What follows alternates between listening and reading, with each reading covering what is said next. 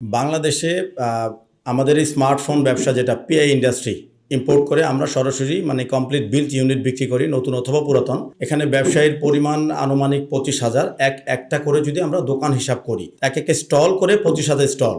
এই 25,000 স্টলের ভিতরে অন্তত 21-22,000, প্রায় 80-85% মানুষ ব্যাংক লোন নিয়ে ব্যবসাটা করে, এবং ব্যাংক লোনের পরিমাণ 5 লাখ থেকে শুরু করে কোথাও কোথাও 3-4-5 কোটি টাকাও আছে। যাদের ব্যবসার পরিধি বড় তারা 20 কোটি 25 কোটি পর্যন্ত আছে। তো আমরা এক্স্যাক্ট ডাটা নিয়ে আসি নাই, কিন্তু আমরা যদি কেউ আমাদের সাথে চ্যালেঞ্জ করে, আমরা যে বলতেছি যে আমরা ব্যাংকিং খাতের অনেক বড় একটা অংশ, এটা যদি সরকারের যেই মহল এটা নিয়ে ভাবে, যারা দেশের যে একটা সার্বিক পরিস্থিতি আছে এটা ব্যালেন্স থাকুক ভাবে, তারা যদি বাংলাদেশ ব্যাংকেও লেটার পাঠায়, স্পেসিফিক মোবাইল ফোন ব্যবসায়ী হচ্ছে আমাদের ক্যাটাগরি। আমাদের ট্রেড লাইসেন্সে কিন্তু এটাই লেখা, মোবাইল ফোন এবং অ্যাক্সেসরিজ ব্যবসায়ী।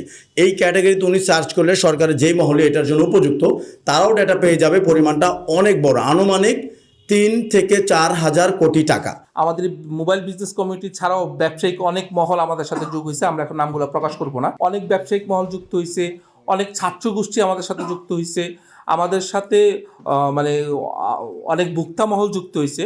আমরা এই ইনফরমেশনটা আপনাদেরকে দিচ্ছি এই কারণে যে দেখেন আমাদের আন্দোলনটা যৌক্তিক, এবং আমাদের যে আন্দোলনের সাপোর্টে যারা আছে এটা কিন্তু অনেক বড় বৃহৎ একটা জনগোষ্ঠী।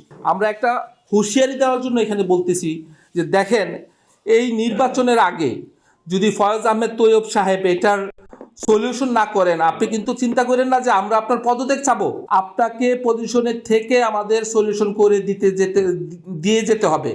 যদি এটা না করেন, এই যে কয়দিন পরে নির্বাচন, আমাদের যে এই ব্যবসায়িক গোষ্ঠী এবং আমাদের সাথে যে গোষ্ঠীগুলো আমাদের এই আন্দোলনে একত্রতা প্রকাশ করতেছে, আমরা সবাই মিলে আমরা আমাদের অঙ্কটা বলবো না আমরা কি পরিমাণ জনশক্তি, আমরা শুধু এটা বলতেছি আগামী নির্বাচনে আমরা বাস্তবমুখী এবং কঠিন সিদ্ধান্ত কিন্তু আমরা এই মহলগুলা নিব। এটা জাস্ট আমরা ক্লিয়ার করে বলতে চাই, যদি বর্তমান উপদেষ্টা মণ্ডলী এবং ফয়েজ আহমেদ তৈয়ব আমাদের ব্যাপারে সঠিক সিদ্ধান্ত না নেন, আমরা কিন্তু আগামী নির্বাচনে আমাদের যে বৃহৎ জনগোষ্ঠী আছে আমরা সবাই মিলে বাস্তবমুখী একটা কঠিন সিদ্ধান্ত নিব। এটা আপনাদেরকে আমরা সময় হইলে জানাই দিব ইনশাল্লাহ।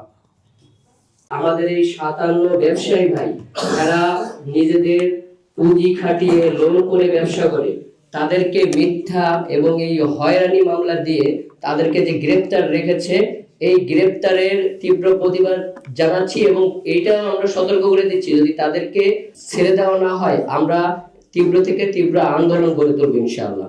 আপনি দেখছেন যে বিটিআরসি ভবন ভাঙচুর, আসলে বিটিআরসি ভবনটাও এটা আমরা ভাঙচুর করি না। এখানে একটা আমাদের নিয়ে একটা নাটক সাজানো হয়েছে।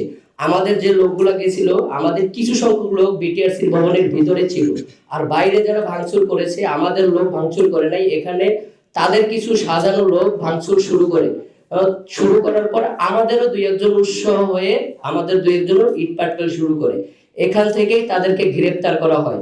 আমাদের ব্যবসায়ীর উপরে নির্যাতন নিপীড়ন চলতেছে। আপনাদের এইটুকু বলে দিচ্ছি যে বাংলাদেশের ইতিহাসে কখনো কোনো ফ্যাসিস্ট স্থায়িত্ব হয় নাই, এবং প্রত্যেকটা ফ্যাসিস্টের পতন হয়েছে খুব খারাপভাবে। তাই ফয়েজ তৈয়ব সাহেবকে বলতেছি, আপনি যে আমাদের ব্যবসায়ীর উপরে 20 লক্ষ পরিবার এই ব্যবসার উপরে ডিপেন্ডেবল, তাদেরকে আপনারা যেভাবে আঘাত করতেছেন, এই 20 লক্ষ মানুষ যখন এক কাতারে দাঁড়াবে, এক জায়গায় রাস্তায় নামবে, তখন আপনার প্রশাসন আমাদের কিছু করতে পারবে না। হাসিনার মতন আপনারও কিন্তু অবস্থা হবে। তাই আপনাকে বলতেছি, অবিলম্বে আপনার এই তড়িঘড়ি চক্রান্ত সিদ্ধান্ত বাদ দিয়ে আপনি বাংলাদেশের চিন্তা করে আপনি ইউনিয়ন সিস্টেম এবং আমাদের দাবি দেওয়া মেনে নিন। আপনার একটা জিনিস আপনাদেরকে আমি ক্লিয়ার করতে চাই, আপনি বাংলাদেশের আমাদের জুলাই আগস্টের আন্দোলনের পরে আমাদের যে জুলাই সনদের অনেক আইন পাশ করার সুযোগ ছিল না, সেগুলো না করে আপনি এই মোবাইল নিয়ে কেন পড়ে রয়েছেন? ওখানে আপনার মাল্টু আছে।